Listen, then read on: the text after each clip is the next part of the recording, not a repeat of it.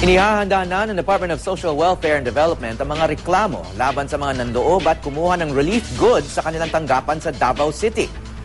Muli naman nagkainita ng ilang nagpuprotesta at mga pulis na nakaantabay roon. May news to go si Mark Zambrano.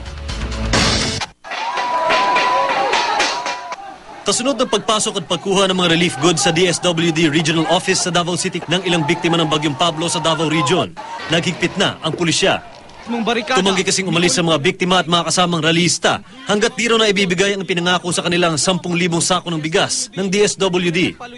Maya-maya pa, muling nagkatensyon. Hinarang kasi ng mga ralista ang pagkaing para sana sa mga bantay na pulis. Isang photographer at 4 na pulis ang nasaktan sa gulo. You are at the middle of the commotion, hindi ka pwede special treatment. Kasama sa mga nasugatang pulis ang isang nakasibilyang nabugbog umano ng mga ralista matapos mahuling nagmamasid sa mga nagpoprotesta. Nakunan siya ng baril na itinurn over din ng mga ralista sa pulisya. Muna mo! Muna ang ebidensya nila! Wala permit inyong rally, ipasagdan ta mo! Pero anong inanawapan niyo akong kapulisan?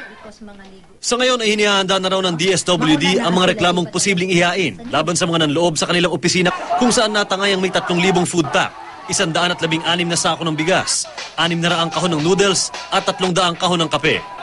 Una nang sinabi ng DSWD na hindi pa sila namahagi ng relief goods dahil wala pa raw ang pinal na listahan ng mga residenteng makatatanggap nito.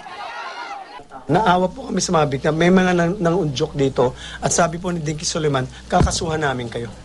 Pero giit ng grupong Barug Katauhan na nangunguna sa protesta, makatwiran ang kanilang aksyon dahil mga lehitimo silang biktima ng Bagyong Pablo at hindi sila dinadalhan ng tulong ng DSWD.